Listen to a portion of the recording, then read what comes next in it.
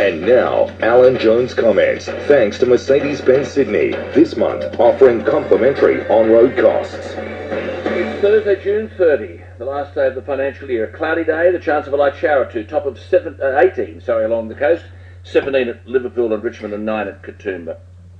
Word you heard on the news, Julie Gillard, we're told, is doing a great job as leader, and they'll be supporting her because she's going to put a price on carbon. This is a gigantic hoax, and we've been down this track before.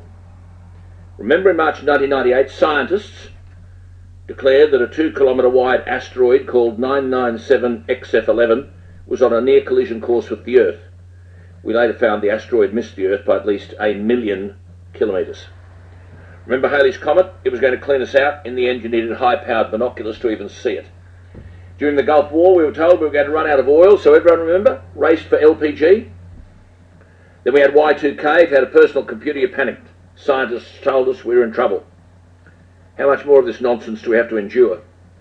Let me just take this issue again of carbon dioxide, which, as you know, is a colourless, odourless, tasteless gas essential for all life on Earth.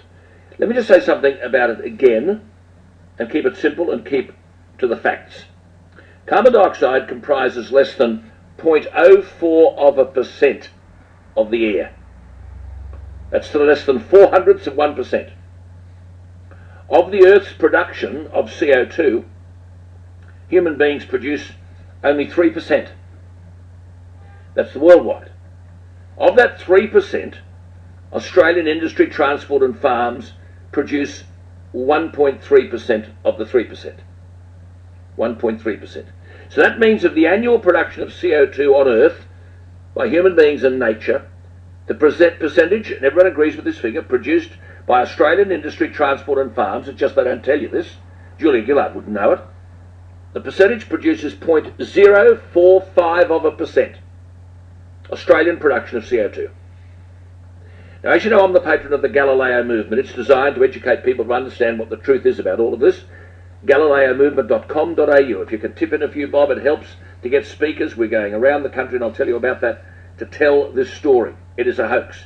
Malcolm Roberts, to whom I've spoken here, is our unpaid project manager. Malcolm Roberts thought he'd test people out, because let's face it, we need to know the truth about all of this.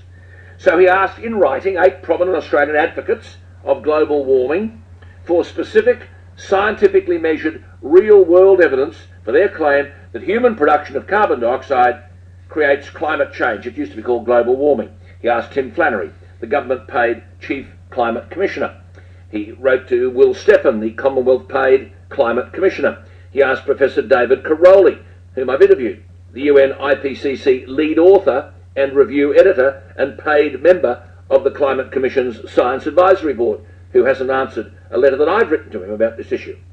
He asked Matthew England, a paid member of the Climate Commission's Science Advisory Panel. He asked Andy Pittman, a paid member of the Climate Commission's Science Advisory Panel. He asked Kurt Lambeck, the president of the Australian Academy of Sciences. He asked Ove Ho Goldberg, the director of the University of Queensland's Global Change Institute.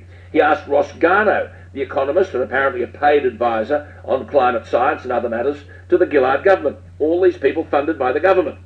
All failed to provide any evidence that carbon dioxide created global warming.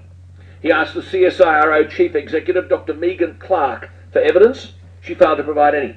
He asked the CSIRO's Group Executive Environment, Dr. Andrew Johnson, for evidence. He failed to provide any. Roberts asked the previous Australian Chief Scientist, Penny Sackett. She failed to provide any evidence we're talking about, which should be the basis of all scientific conclusions. To some, he asked his question using registered mail so that he knew they'd get it, with delivery confirmation. Some he asked personally face-to-face. Many he asked multiple times. The government's own Chief Climate Commissioner, Tim Flannery, admits that even if all nations succeeded in reducing CO2 output by 5%, we wouldn't see any effect for as much as 1,000 years. Assertion without proof is, in my book, a fiction, a hoax. We're in the midst of a government-sponsored, gigantic hoax. And any government that prospers that hoax against Australians and against our national economy should be punished ruthlessly at any election.